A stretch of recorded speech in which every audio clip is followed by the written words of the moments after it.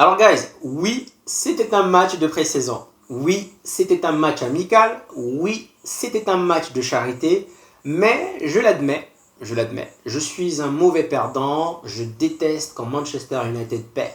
Encore plus quand c'est contre Liverpool, City, Arsenal et Chelsea.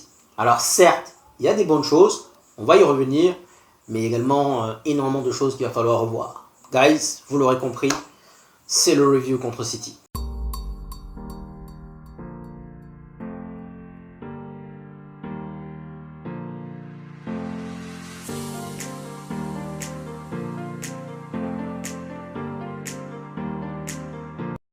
Alors guys, je suis vraiment dégoûté. Je suis dégoûté. Quand j'ai commencé à voir Guardiola jubiler, j'ai éteint la télé. Je me suis dit espèce de... En même temps, en réalité, est-ce que sincèrement on peut l'en vouloir? La réponse est non. Il vient de rajouter un nouveau trophée à son actif. Il est là, il est tout content. La vérité, c'est qu'on ne peut s'en vouloir qu'à nous-mêmes. Sincèrement. J'ai un point important à préciser. Même très important. C'est que, avant de décortiquer le match, rappelons le fait qu'à la 87e minute, il y avait encore 1-0 pour Manchester United. Je répète, 87e minute, il y avait encore 1-0 pour Manchester United. Donc, avant de commencer mon déballage, petite parenthèse, guys, le but de la chaîne, c'est critique. J'appelle ça critique constructive pour améliorer les choses, mais c'est critique. Conclusion, je vais critiquer aujourd'hui, je vais critiquer demain, je vais critiquer après-demain, après-après-après-demain, après-après-après-demain, après-après-après-demain, dans un an. Tant que la chaîne va exister, Inch'Allah, je vais critiquer. Donc ça, je tenais quand même à faire passer le message. Bref, on referme la parenthèse. Donc, je répète encore une fois, à la 87e minute, il y avait encore 1-0 pour Manchester United. Donc, comme on l'a fait bien souvent l'année dernière, on n'est tout simplement pas capable de tenir un score. On l'a fait contre Chelsea, contre Liverpool, contre je ne sais pas qui encore, contre Brentford. On n'est pas capable de tenir un score.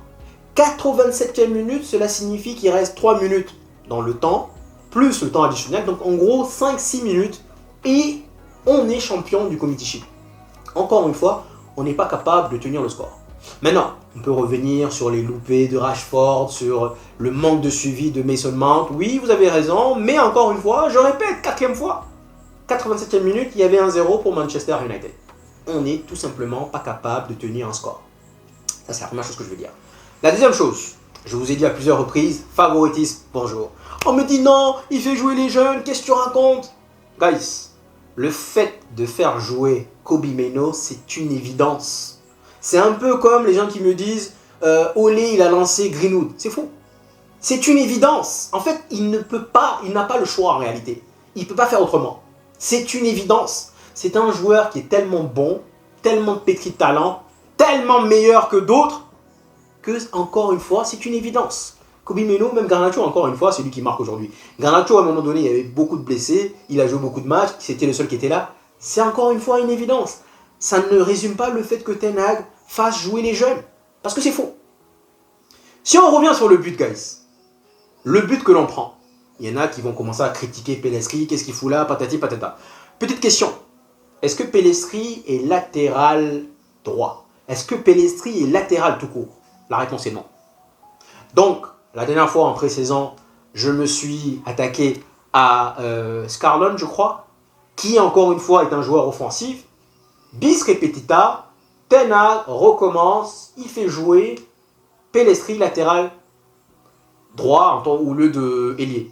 Ok, ailier, il y avait déjà Rashford, il y avait déjà Garnacho, je comprends, il n'y a pas de problème. Mais dans ce cas, tu ne fais pas jouer. Ou alors tu trouves un autre poste.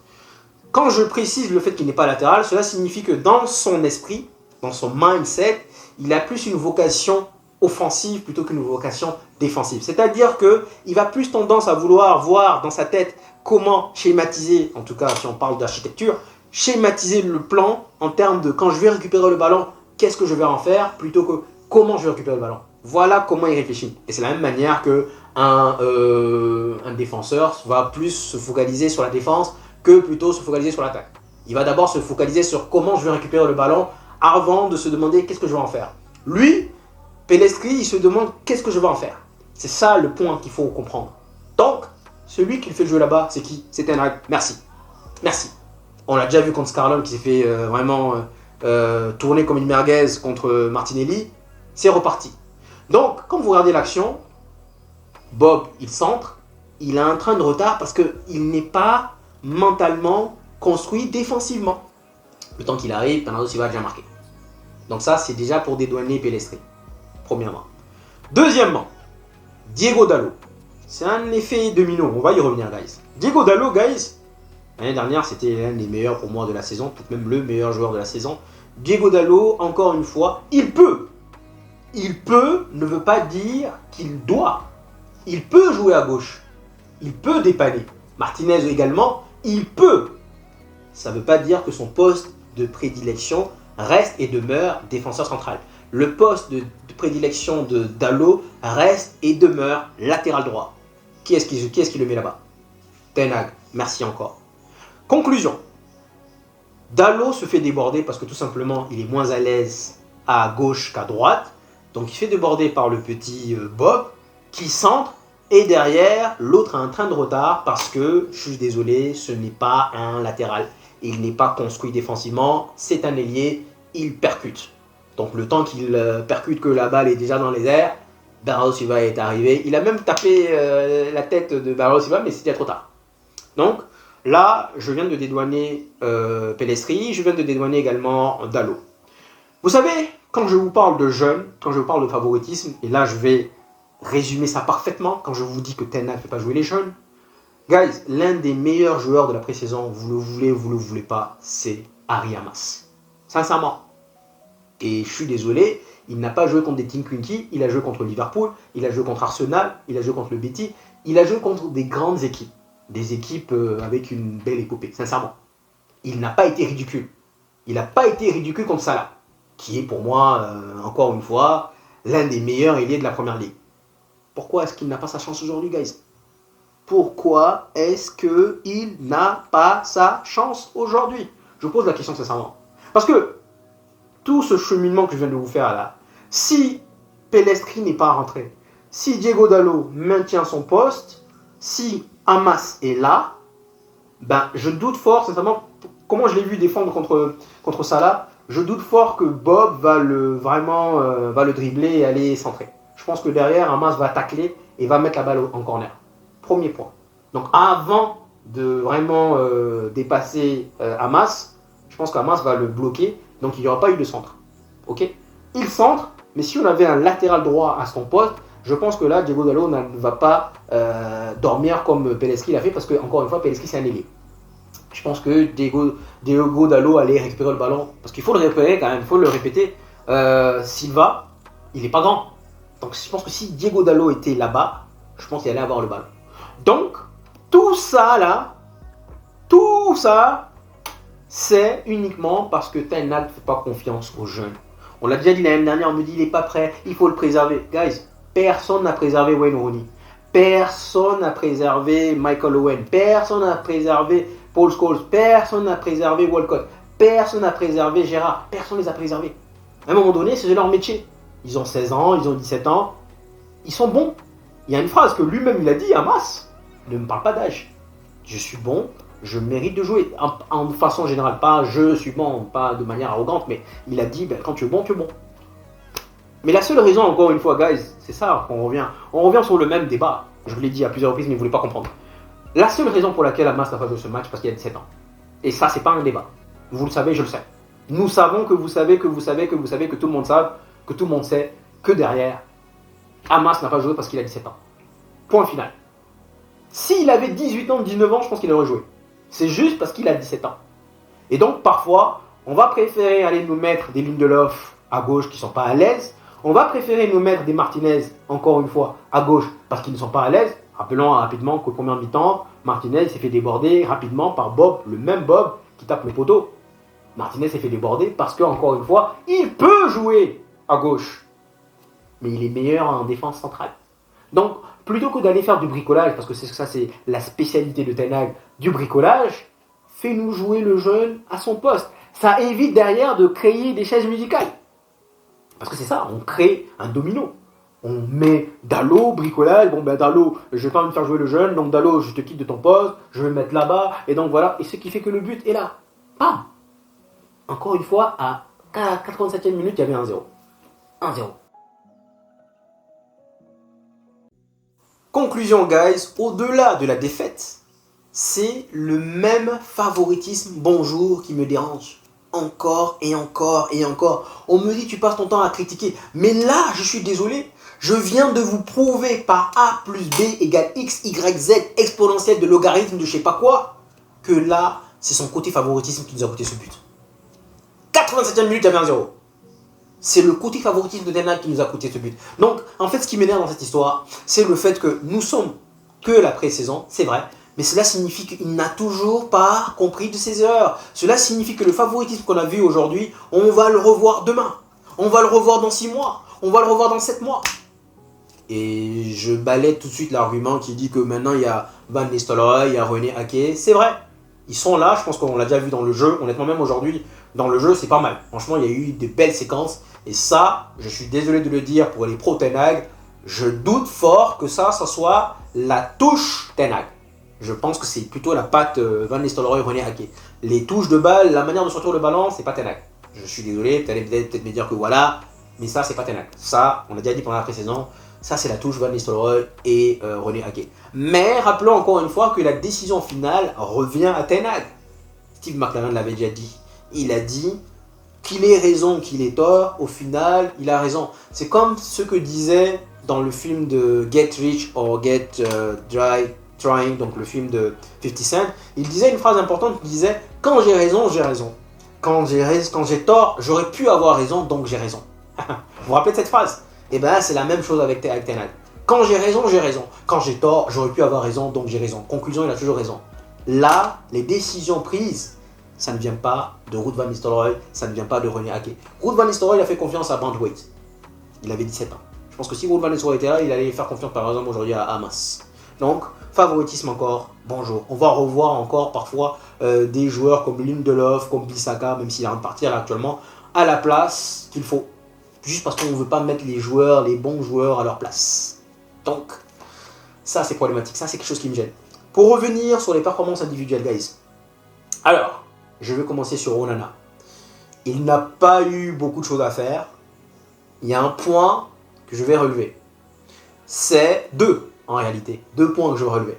Le premier, et les 2 points se sont déroulés pendant la séance de tir au but. Le premier, c'est quand il fait l'arrêt, le premier arrêt. Vous avez vu comment il s'est gonflé?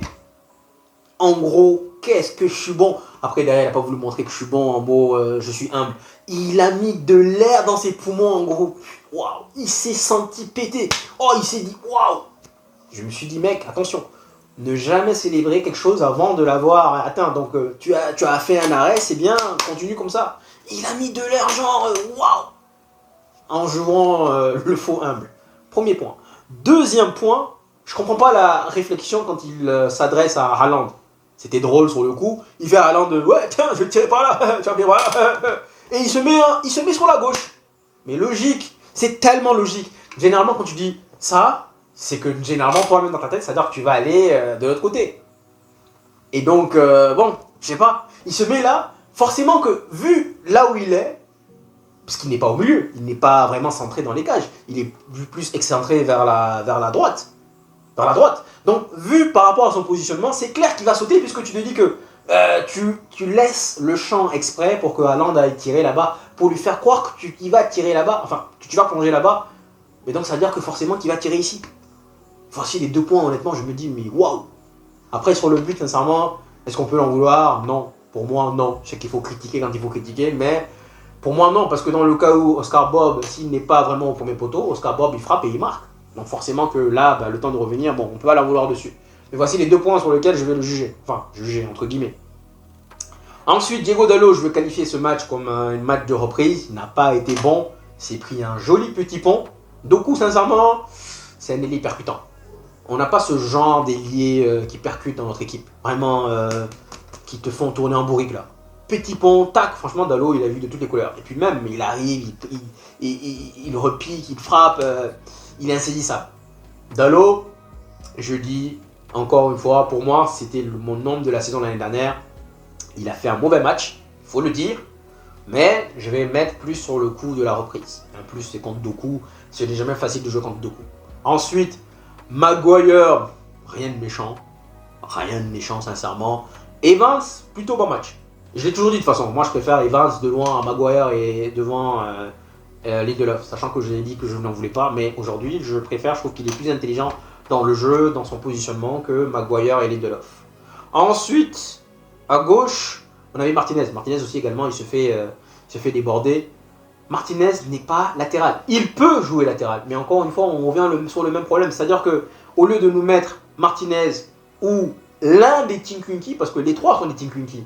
Maguire est un Tinkwinky, Evans est un Tinkwinky, et puis Lindelof est un Tinkwinky. Donc au lieu de nous mettre deux Tinkwinky, tu peux nous mettre un Mas à gauche, tu lui mets encore donc Martinez dans son poste de prédilection et un Tinkwinky. Donc là aussi, encore une fois, on revient encore une fois, favoritisme bonjour. C'est-à-dire que je suis prêt à faire n'importe quoi, à bricoler, à mettre des échecs, à mettre des je sais pas quoi.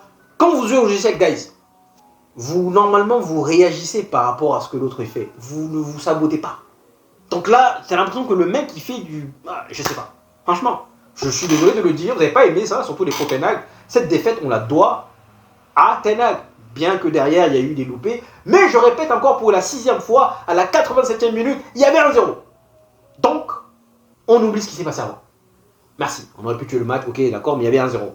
1-0, ça te permet de gagner le match. Donc, Martinez, bon, je pense que voilà, encore une fois, il ne joue pas à son poste. Et encore une fois, c'est un match de reprise. Ça n'a pas été sans sas. Match de reprise, il a joué quasiment justement pour avoir du temps de récupération. Et puis voilà. Casemiro, mi-figue, mi-raisin, guys. Offensivement, je le trouve très intéressant, franchement. Mais défensivement, je trouve qu'il a récupéré quelques ballons, c'est vrai. Mais défensivement, je le trouve perdu, en fait. En fait, je le trouve perdu dans son positionnement. Je sais pas. Je trouve que défensivement, c'est pas ça. Et que sincèrement, ça passe contre Fulham, je pense. Ça passe contre Fulham, contre West Ham, contre normalement les équipes voilà, de second bas de tableau. Mais contre City, Chelsea, Liverpool, Arsenal, Tottenham, ça va nous coûter cher. Et je vous le dis maintenant, ça va nous coûter cher. Offensivement, sincèrement, bon. Je te fais des belles relances, de beaux décalages. Bon offensivement. Ensuite, nous avons Meno. Meno, il a été mauvais aujourd'hui. Comme Diego Dalot, je vais le mettre sur le compte de la reprise. Il a laissé d'ailleurs Casemiro esselé. Je trouvais que Meno avait des problèmes de positionnement, je sais pas, peut-être qu'il a été sur la lune. Je sais pas, il n'est pas encore revenu. En tout cas, le corps était là sur le terrain, mais l'esprit était encore à, je sais pas où, aux Bahamas peut-être. Mais en tout cas, voilà, c'était pas un bon match pour lui. Match, je vais, comme Dalot, je vais le mettre sur le coup de la pré-saison. Ensuite, Mason Mount. Bon, je sais qu'il n'a pas été bon. Je sais qu'il y en a plein qui vont taper dessus parce que l'action où Ahmad arrive, il combine, il fait tac-tac, il lui glisse là, il doit la mettre. Mais encore une fois, je vais vous souligner deux aspects. Le premier, c'est que généralement, les joueurs de Manchester United dans cette position, généralement, on frappe. C'est bam, bam, bam, bam. Et je pense que même si c'était Rasmus qui était à ce poste, à ce positionnement-là, je pense qu'on est tellement habitué à ne pas voir nos ailiers faire des passes, marquer des buts Solani, que derrière, tu es surpris. Donc oui, peut-être qu'il doit se jeter, mais encore une fois, ça c'est parce que la technique le jeu de Ten Hag fait que derrière, rappelons, il te demande de marquer. Et donc aujourd'hui, Rashford également, quand il fait des bam bam bam, il te demande de marquer. Ça c'est problématique. Donc je pense que ça, il a été surpris. Deuxièmement, il n'est pas neuf. Il y en a qui vont me dire, ouais, Mason Mount, il n'est pas bon. Mais encore une fois, guys, en fait, c'est tellement facile de critiquer quelqu'un qui ne joue pas à son poste. Honnêtement.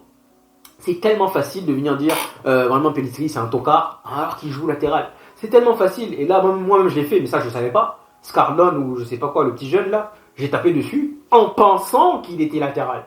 Mais une fois que vous m'avez dit, merci d'ailleurs, une fois que vous m'avez dit que c'était pas un latéral, je me suis dit, mais à coup de pas, guys, c'est la faute à Ten Hag. Encore une fois, pour moi, Bruno serait beaucoup plus à l'aise en faux neuf qu'un Mason Mount. Favoritisme, bonjour. Regardons Jadon Sancho, celui qui a joué quasiment toute la pré-saison. Et encore une fois, favoritisme, bonjour. On crée ce qu'il faut créer, on le met sur le banc. On est en train de le détruire moralement, mentalement, on est en train de le détruire. C'est pas quelqu'un de fort mentalement. L'année dernière, il est déjà parti faire, je ne sais pas combien d'années, il y a 2 ans, s'éloigner du terrain parce qu'il a des problèmes psychologiques. Bref. Donc, Mason Mount, voilà, pas bon, mais il ne joue pas à son poste. Donc, je ne vais pas le juger dessus. Bruno Fernandes, guys, ça a été l'un de ses meilleurs matchs. Il faut le dire haut et fort. Le match de Bruno Fernandes, ça a été l'un de ses meilleurs matchs. Dans ses passes. Bien sûr, franchement, je pense toujours, j'ai déjà dit, mais contre City, contre les équipes de possession, Bruno Fernandes sera toujours excellent. Parce que le meilleur moyen de faire briller Bruno Fernandes, c'est de faire des bams. Mets-le en l'envers en faisant des bams. Bam. Et ça, quand l'équipe adverse a le ballon et est quasiment dans ta moitié, ça, Bruno Fernandes te le fait magnifiquement bien. Il n'y a personne qui le fait mieux que lui. Quand il s'agit de lancer les ailiers, magnifique. Et même le but qu'il marque, malheureusement pour lui, à quelques centimètres hors jeu, aujourd'hui, Bruno Fernandes, masterclass. Mais encore une fois, je le répète, les matchs où nous n'avons pas le ballon, Bruno, c'est un joueur de contre. C'est un joueur qui excelle dans ce domaine. Donc chaque fois qu'on n'aura pas le ballon et qu'on va jouer en contre, Bruno sera tout simplement excellent. Le but qu'il met, masterclass. Les passes, les décisions, masterclass. Parce que c'est plus facile en réalité. C'est plus facile plutôt que de jouer, d'avoir le ballon et d'orienter le jeu. Masterclass pour Bruno. Rashford, les gens vont commencer à dire Rashford, il n'a pas été bon. Et il a 2 occasions qu'il doit marquer. Là où il ouvre son pied, là, il doit la mettre. Si c'est Mbappé, il la met. Mbappé, Martial, Thierry Henry. Ça, surtout Thierry Henry, mais Martial, quand il est arrivé, c'est ce qu'il faisait aussi. Quand il ouvre ton pied là et puis il te la met petit filet, ça, c'est ce qu'il faisait parfaitement. Parfaitement.